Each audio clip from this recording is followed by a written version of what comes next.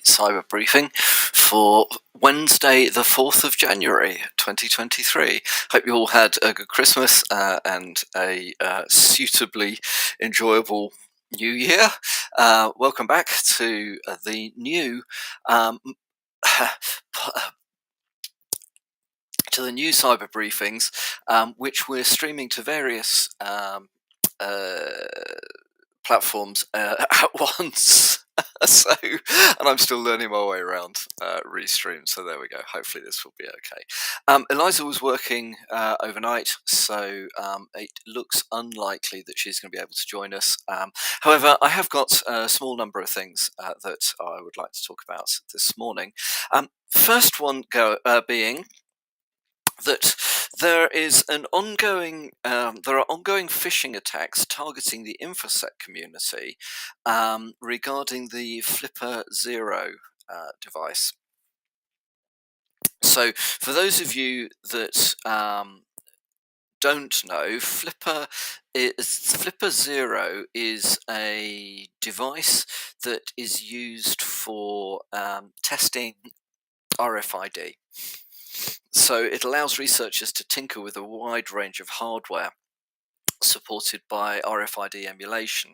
It does digital key access cloning, radio communications, NFC, infrared, Bluetooth, a whole load of things. It's a relatively new invention that came out of a Kickstarter campaign. Has proved to be enormously popular in the InfoSec world. Certainly amongst people who want to mess with these things, which in the background is probably all of us. However, because of the unprecedented demand, there have been challenges with ramping up the supply. This has resulted in attackers taking advantage of the demand and spinning up fake accounts and fake shops, online shops, pretending to sell Flipper devices. At the moment, according to the article I've got in front of me, only one fake shop is still up, so there is a concerted effort to suppress this.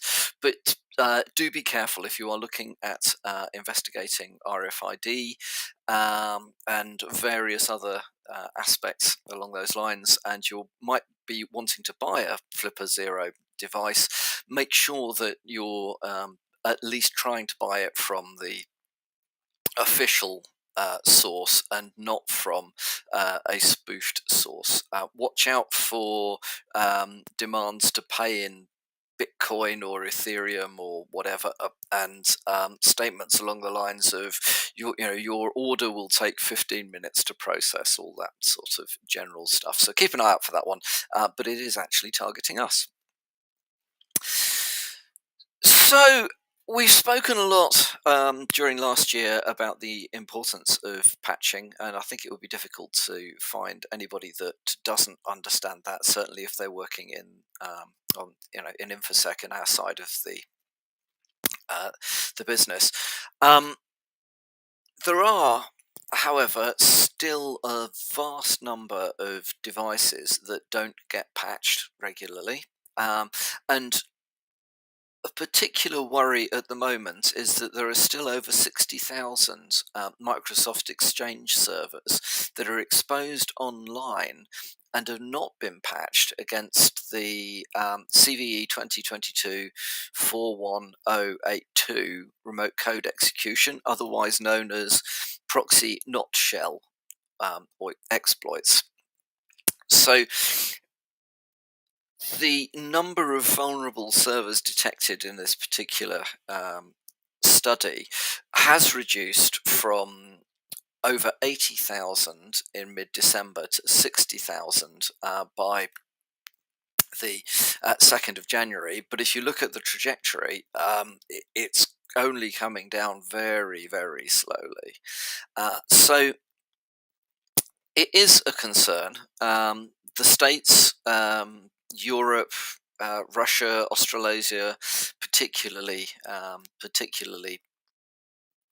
concerning at the moment, with the number of devices out there that are still vulnerable. So, if you were looking after these things, if you know people who are looking after Exchange servers, uh, do encourage patching. This particular exploit is now well known, well exploited. You know what I mean? So the information's out there. People can get hold of it. It will result in compromise of your systems, and that could well result in further malware finding its way into your corporate environments. So watch out for that one. And then the final thing from me this morning is that WordPress sites appear to be under attack from a newly found Linux Trojan. There's a backdoor that is targeting some. It has the ability to exploit around 30 vulnerabilities in WordPress plugins and WordPress themes in order to breach sites that are based on WordPress content management system. It only needs to be able to abuse one of those flaws in order to execute an attack. So quite, in that respect, quite worrying. Also, what's worrying is that now it's been discovered, research into it looks as if it may have been available for a number of years, so potentially 2 to 3 years, that this particular exploit or this particular Trojan backdoor program has been out there. So if you are using WordPress in any way, do make sure your plugins are up to date. Make sure you've got the right security controls. Make sure you're getting alerting on all those things that you should be getting alerting from, and hopefully feeding into your SIEM so that you can get rapid notification when things are going wrong. There is a list of some of the plugins that are vulnerable, but I won't read a list, it's boring. You can look at it yourself. They'll